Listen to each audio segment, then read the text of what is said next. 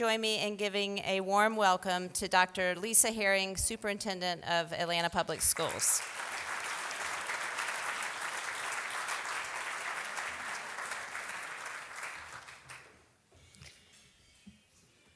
So good afternoon. It is without question my pleasure to be able to stand before you this afternoon to not only represent the nearly 50,000 scholars that we serve here in this amazing city called Atlanta, but to do so in such a space where I feel as though I am supported by a family of supporters who recognize the importance and the imperative of us getting this right. So for those of you just meeting me today, because believe it or not, I am closing out 2 years and going into a third. And there are those for whom I am just meeting you today. Maybe I met you virtually. It was not the same thing. There was an invisible culture that allowed for us to engage, but it did not allow for us to get to know one another. So although there are several goals in my delivery today, the first is that you might get to know who your superintendent is and where it is about me that drives me to jump up every morning to do this work for our children, for which I am grateful. I'm inspired by the work, but I'm mostly inspired by children. And I'll share a little bit more about that as we go into today's discussion. But first, let's handle some of that really important business. Stephanie, I'd like to thank you. Personally and professionally, I'm sorry I caught you in that moment. It's all right. Thank you as president for having the vision and the voice and the intentionality to allow me to, in case you didn't know, come back before Rotary. Because in the very first few months, I did so virtually in a time and place where it was extraordinarily frustrating. And in doing the best we could possibly do, and literally within the first few months, we made an introduction. But today, we're going to make a different kind of challenge. And of course, to the Rotary Club at large, it's my honor to be with you as a Rotarian to help champion the work that we believe is critically important in what we do, not just for the city of Atlanta, but what education does for the entire world. And there are members of my team present. So I am originally from Macon, Georgia, and I'll tell you a little bit more about me in just a moment, but I'm also a person who firmly believes in the space where you work should also be a space and place where everyone feels and believes and acknowledges that there's an authenticity around us being connected. A superintendent does not lead a district by him or herself. If they are, you might want to investigate a bit more into that. But first and foremost, the superintendent must be selected. I am grateful to Atlanta's 9-member school board that made the very bold decision to transition so that I might help in the next season of our leadership. Board member Cynthia Briscoe Brown, if you would please stand so that I can acknowledge you, as well as board member Michelle Olympiadis, who is also here this morning, if you would. Thank you. And the superintendent and her cabinet. There is a table of chiefs over here to my left. I will ask them to collectively stand, and then I'm going to say their names quickly. I know that this is time, but I need you to understand that this season in which we've ushered in this work has been like none ever before. And it is with the collaborative leadership of a chief of staff, Mr. Gerard Bishop, a chief performance officer, Dr. Matthew Smith, a chief of schools, Ms. Anita Williams, a chief academic officer, Ms. Yolanda Brown, a general counsel, Nina Gupta, a chief human resource officer, Nicole Lawson, our executive director representing the Center for Equity and Social Justice, Natasha Speed, and our chief operations officer, Mr. Larry Hoskins. Please join me in welcoming them. And we don't do this work void of a team, and so no, Kathy and Karen, you don't get to sit back there quietly as though they don't exist, but they're helping to make certain that we get this information to you today, so please join me, our head of communications, as well as a member of our team, Kathy, who are also here to ensure we get this right. And finally, there are several partners who are here. Now, I'm going to tell y'all something. The Macon's going to come out. It's okay. It's okay. The Macon will come out. But when Stephanie asked the question, if you were a partner here with us today. And I thought about those we had great intentionality of naming, and then we were like, if we start to name partners, will we leave someone out? And we didn't want to do that. But when you stood up in unison and I saw your faces and I saw that you were here, it changed my energy level for the delivery of this work. I am reminded that we are not alone. There were multiple partners that stood. I am grateful for that. And I also want to be clear. My gratitude is not grounded in me.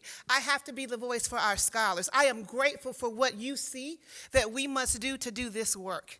And so for all of you who identified yourselves as partners, and all of you who will once this presentation is over, I am deeply grateful for your presence. I am.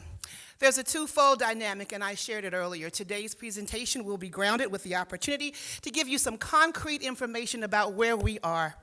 I understand as a Rotarian that our work is deeply grounded in data, and I'll speak to that a little bit. Now, I could spend 25 plus slides unpacking data. I will only do a few, but I will share what I believe is some of the most imperative as it relates to our work. And then I will also share with you an expectation of joining us even more around what we must do to continue to move forward.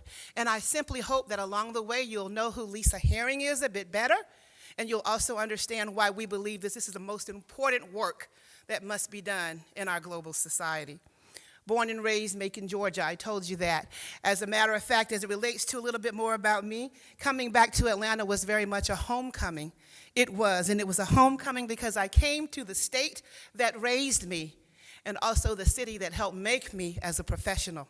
My career in working in public education, although it started in another state, I've had the opportunity to work both in Bibb County School District, my hometown of Macon, Georgia, as well as the Cobb County Schools, which is where I initially started my central office work.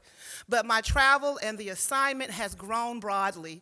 Part of what we shared as just something you should know in terms of being able to say something unique is what I have found in the power of partnership, whether it's been with mayors of cities that have helped to reshape what education should look like, or with corporate partners or non-corporate, whether it's been the philanthropic world or otherwise, that in these cities, the work that we've done relative to public education has been critical.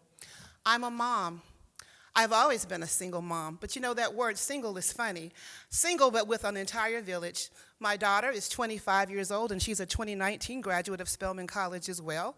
She's also a part of my why, as she's made this journey with me over the last 25, soon to be 26 years. And I, too, have watched what education has done and how it has reshaped the experience for all of us. And then finally, I want you to know two more things about me as a Macon native.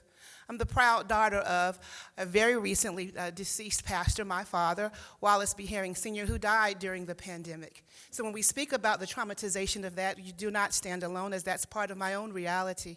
But my father was a Baptist minister, my mom, who's still standing strong in Macon, Georgia, and my three other siblings who are both in Georgia and, of course, in other places. We've been blessed to be able to come from a family where education was always a priority and expectations were always set high. And I think every day we're still trying to meet those expectations.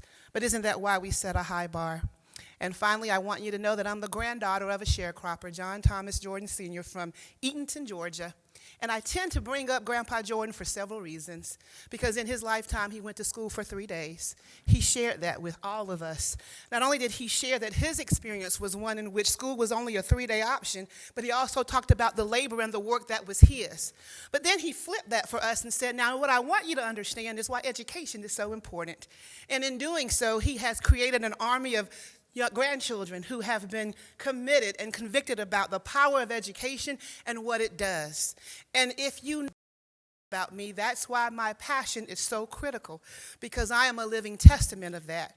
Although Grandpa Jordan's not here, I still say outside of formal education and outside of my father, one of the wisest and smartest men that I knew. And this imperative around education still sits inside of Lisa as I think about how well-resourced we are in 2022, and yet we still have all these challenges that we must do to get this work done well. I want to quickly take you from not just about me, but into Atlanta Public Schools, where, as I shared earlier, I've had the opportunity to now lead for 2 years, leading during a very different time. I want to remind you that also, as much as I am honored to be a part of our Rotary here in Atlanta.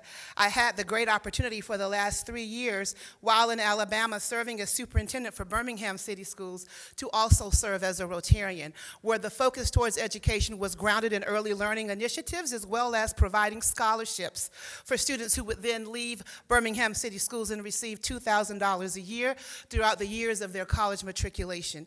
Just sharing my understanding and personal commitment to carrying on that work and shaping it for us in the way in which we create what Atlanta does influences everything.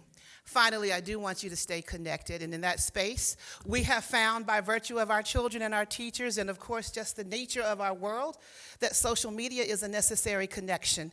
And so if you are on social media, I invite you to stay connected in that regard. Now let's get into Atlanta Public Schools, and hey Lisa, give us a sense of what's going on. Can you be as concrete and candid as possible, and then help us understand how we can help do this work for children? You see in front of you our mission and vision statement, which speaks very clearly through our commitment to a culture of equity. I won't read that for you because I'm going to speak to equity a little bit more, but it's directly a part of what our board has shaped as an imperative of ensuring that our children are well educated. Similarly, our vision. I want you to note, because I get this question often, where are we right now in the state of APS as it relates to APS by the numbers? A little over 4,000 teachers, a little over 4,243 to be exact. And then, of course, we have 58 neighborhood schools, 19 charter schools, 5 partner, and 5 alternative programs. Often the question of diversity is brought up, and so you'll see that in front of you as well.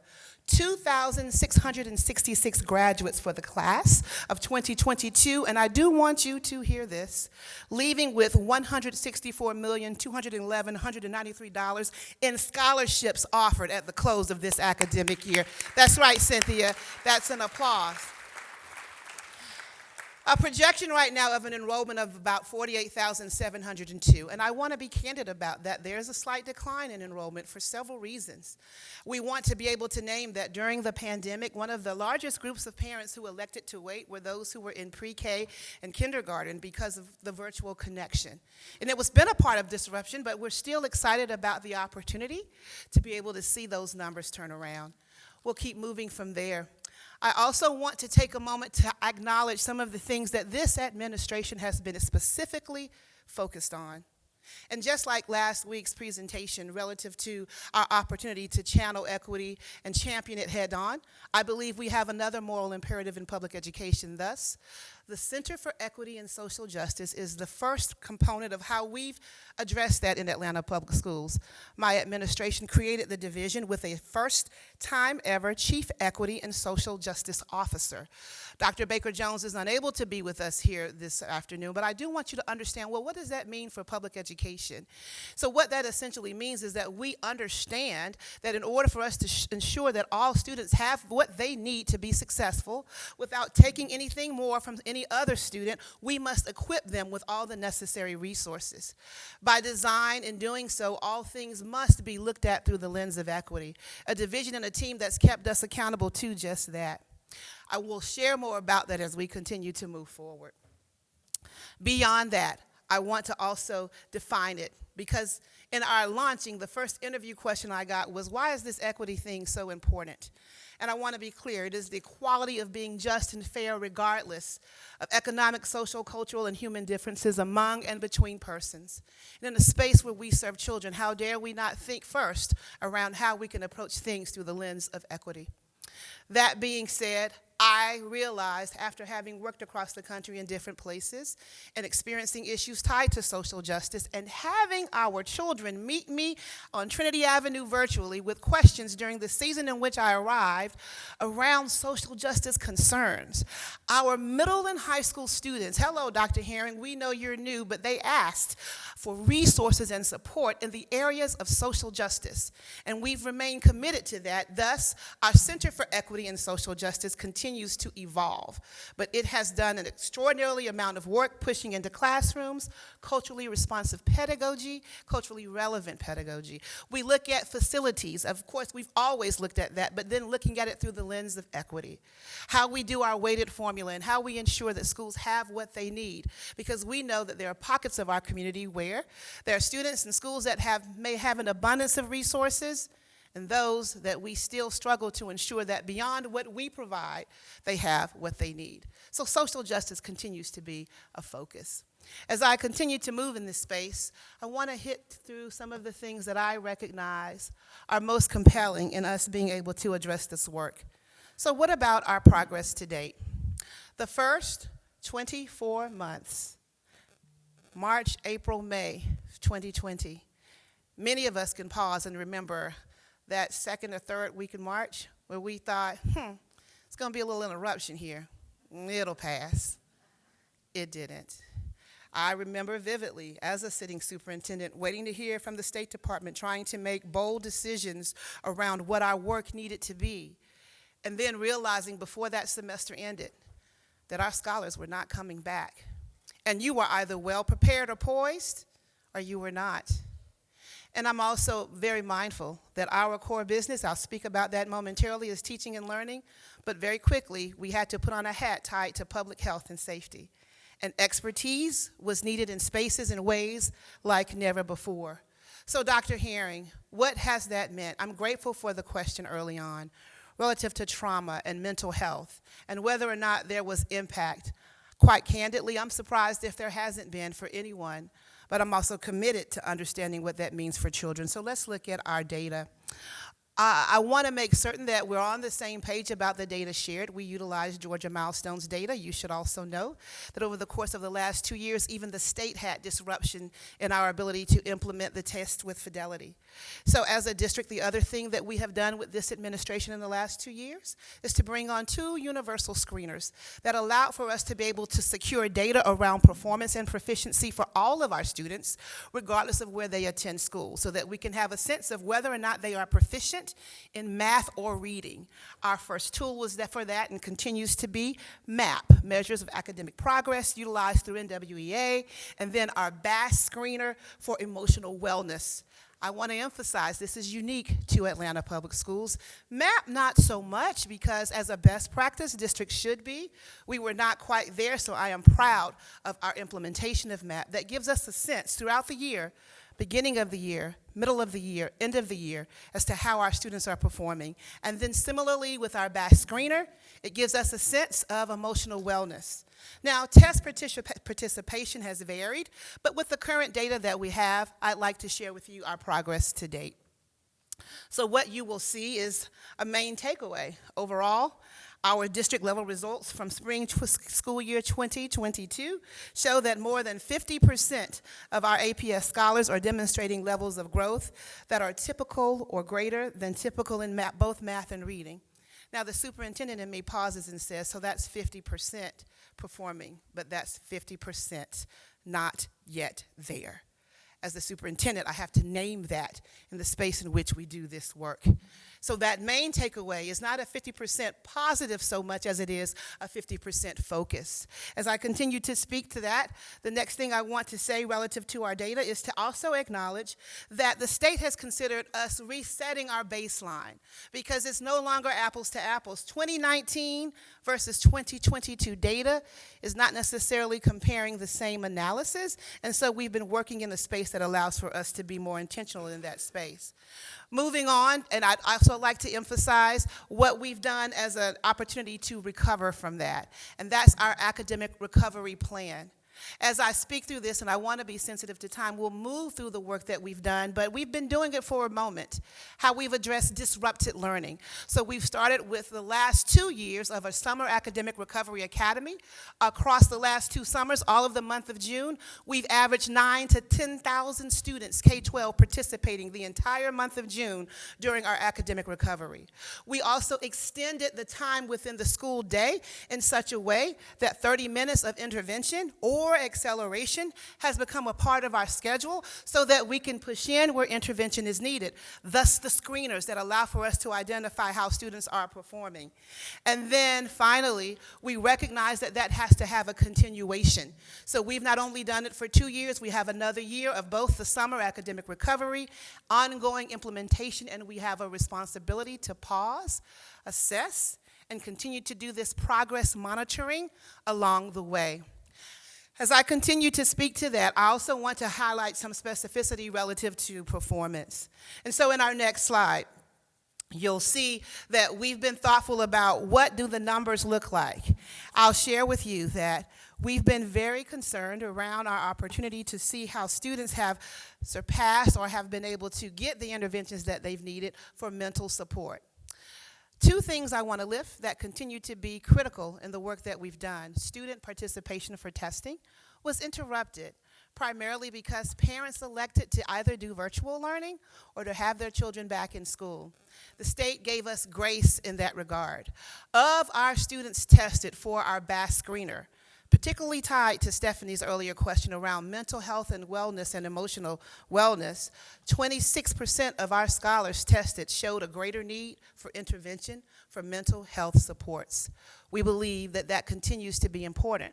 Our subgroup data also demands that we pay attention to those students most challenged by academic acceleration, those not performing on the level of proficiency. We know that if you are a third grader in this year, your first and second grade years simply did not look the same. We're candid about that.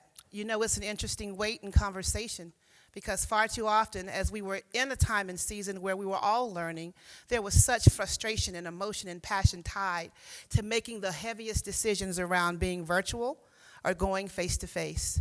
We maintain our stance on having made the right decision, but we're just as equally committed to pushing in to ensure that there is no continued disruption or loss.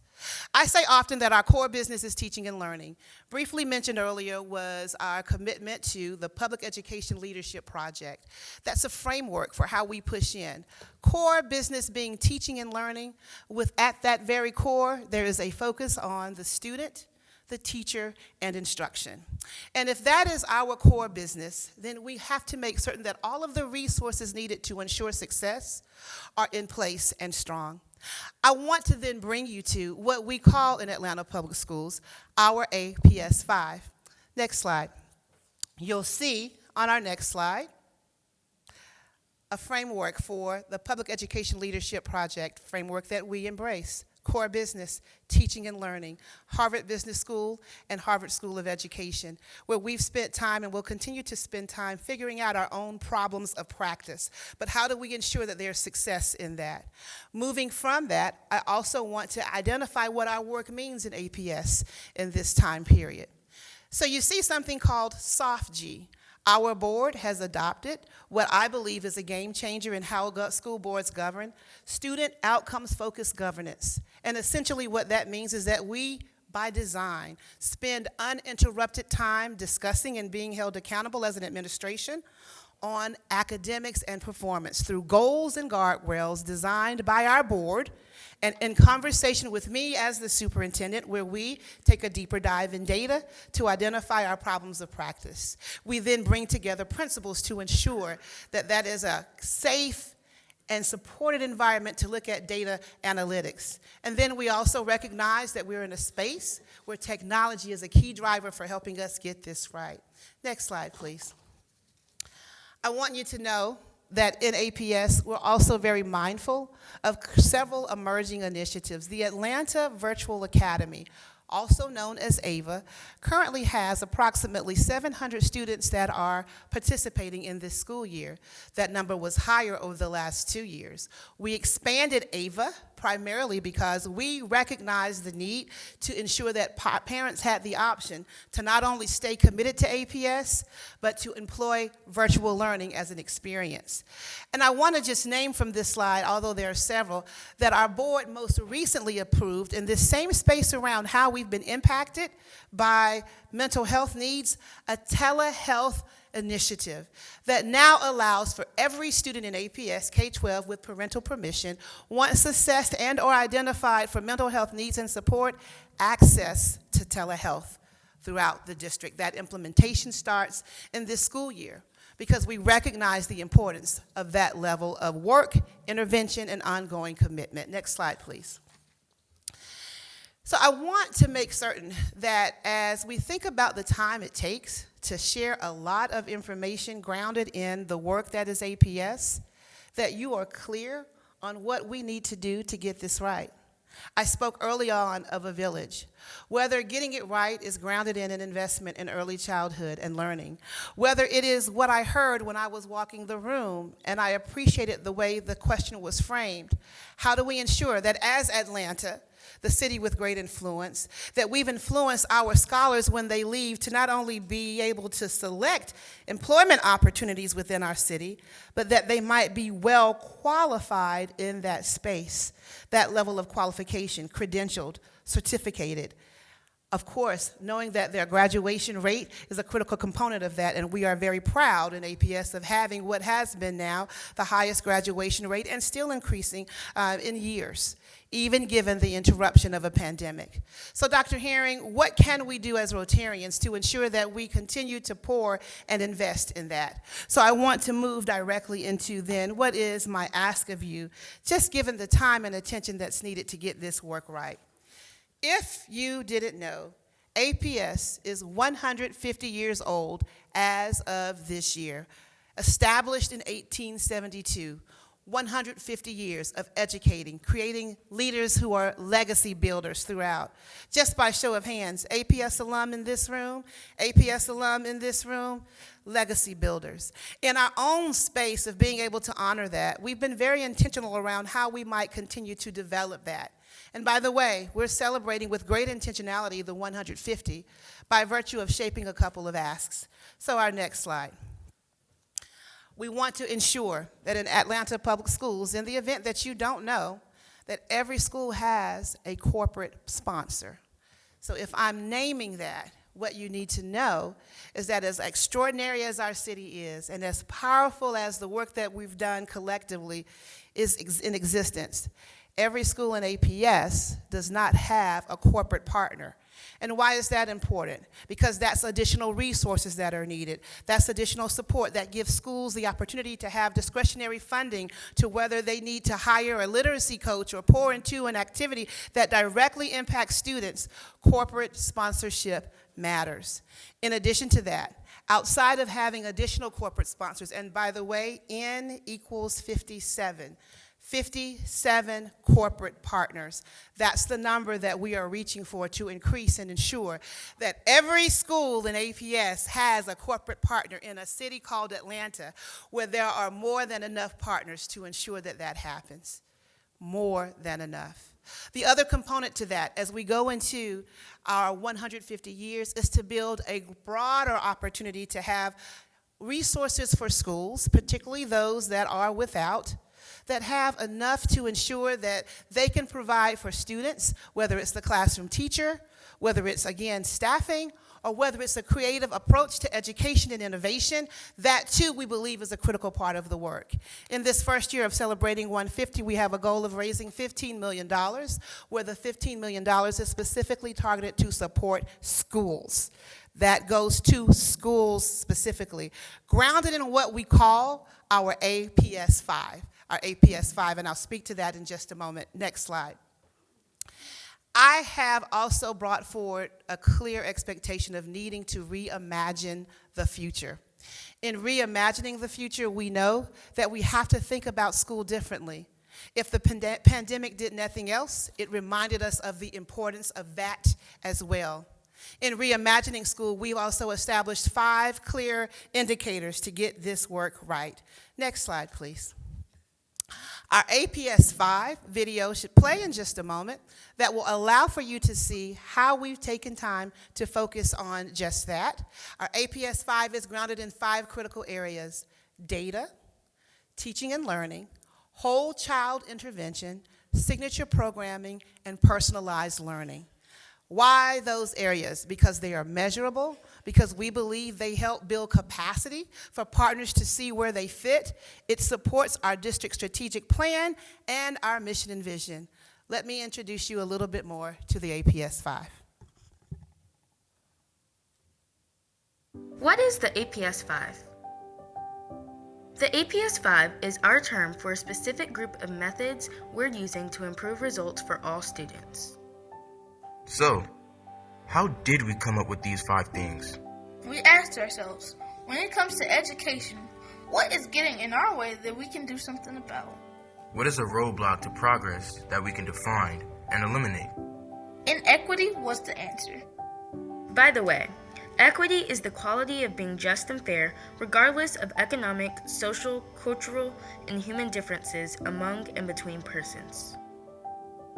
If you hear us say equity, that's what we're talking about. Knowing that we need to give inequity the boot, we asked ourselves some more questions. What works really well to help students do their best? And how can we make sure we're using the stuff that works really well everywhere so we can get better faster? The APS 5 is our list of answers to these important questions.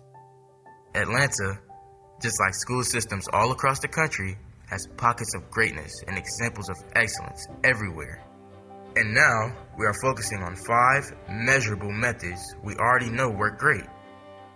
When everyone in every school has the same understanding of what to do and how to do it, and has the tools and support to get to work doing what they do best, We know that's a winning formula. this will help us do away with uneven results across schools and across groups. It will help our teachers love what they do even more. It will help our students love learning even more. And it will help me And me. And me graduate on time, ready and set for college, career, and life.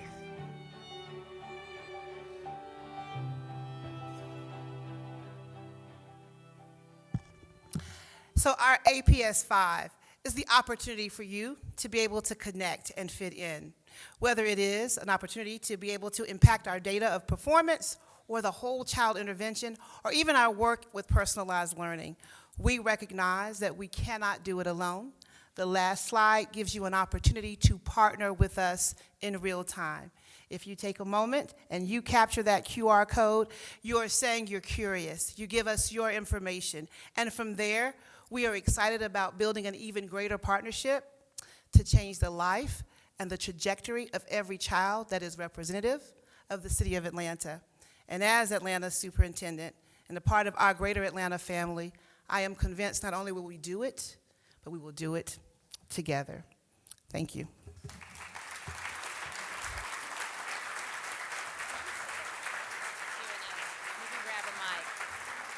Okay, I'm sure we have some questions for Dr. Herring. I'm sure table discussions created some. Do we have a mic?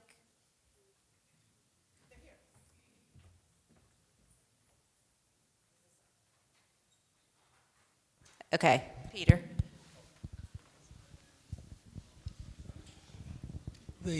Based on my experience, the most significant problem facing the United States today is the lack of knowledge and understanding of the American people about the world in which we live.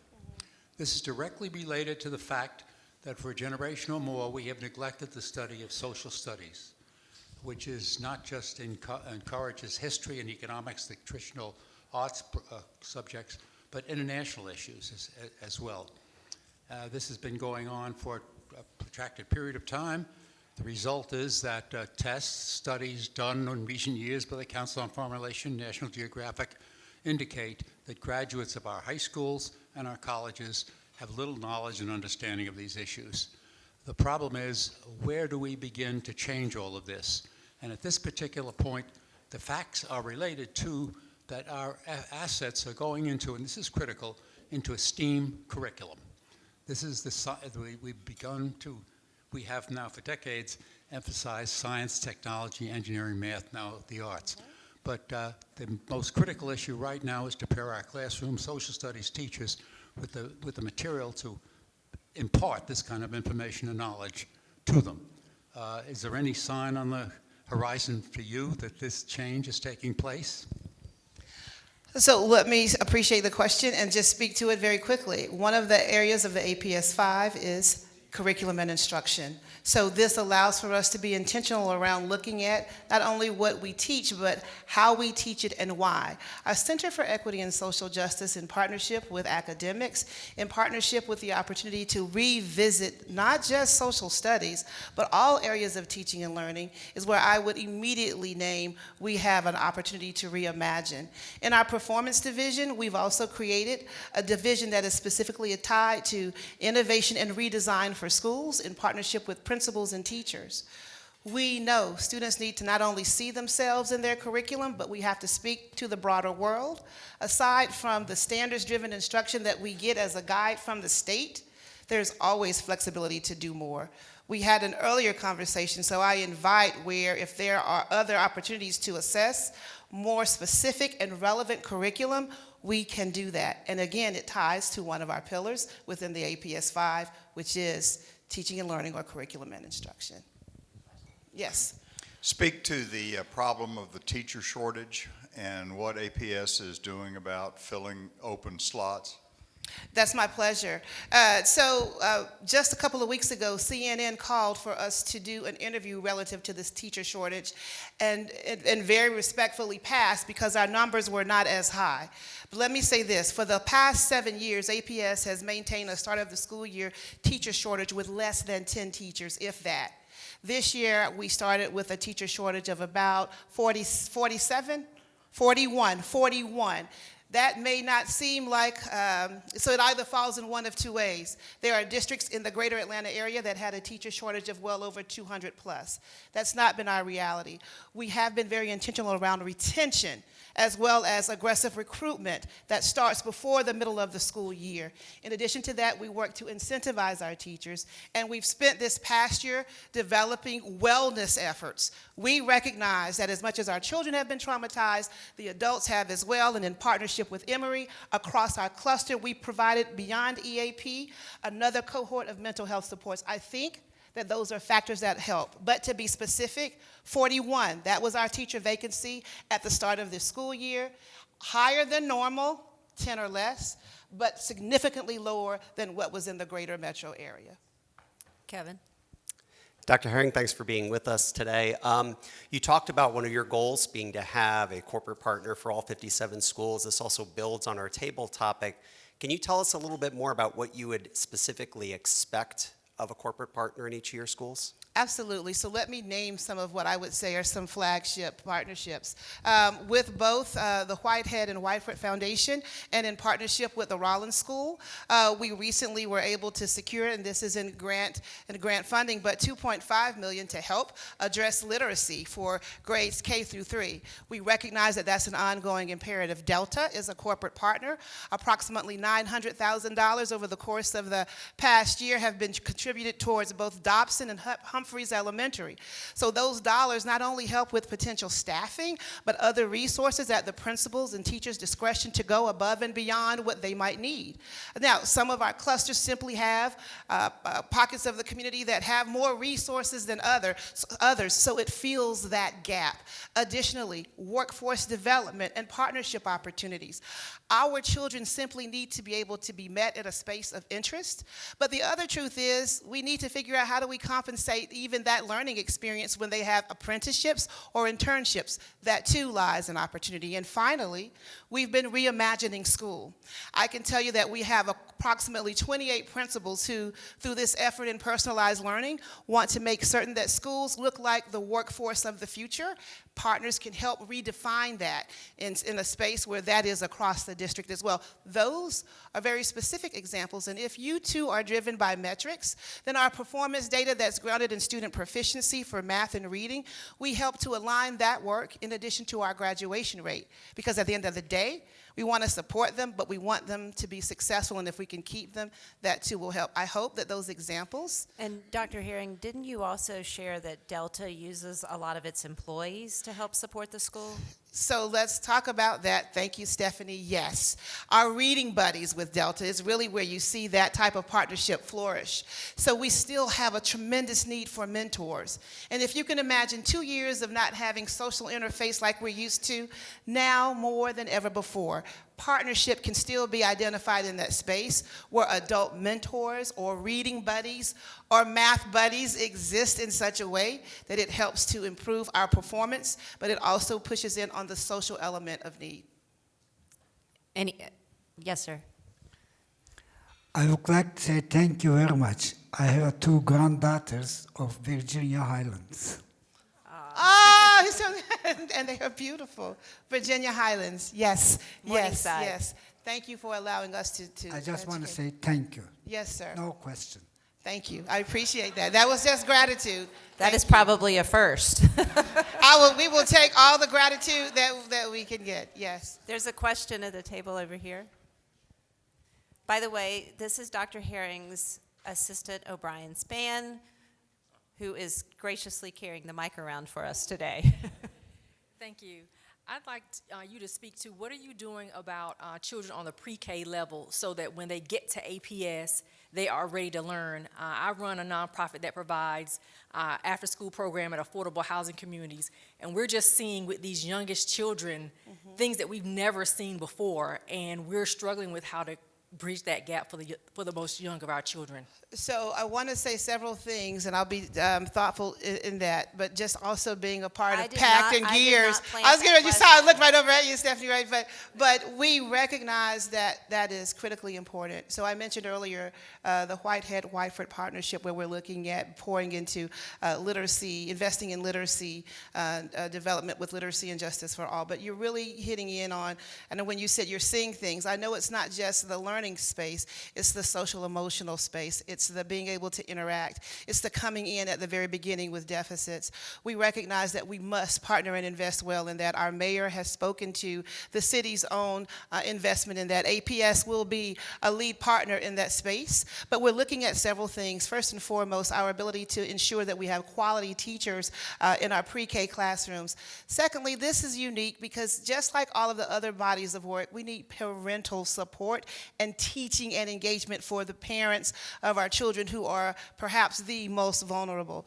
We also don't want to over-test, but we want to be able to assess what those challenges might be so that we can provide the right interventions.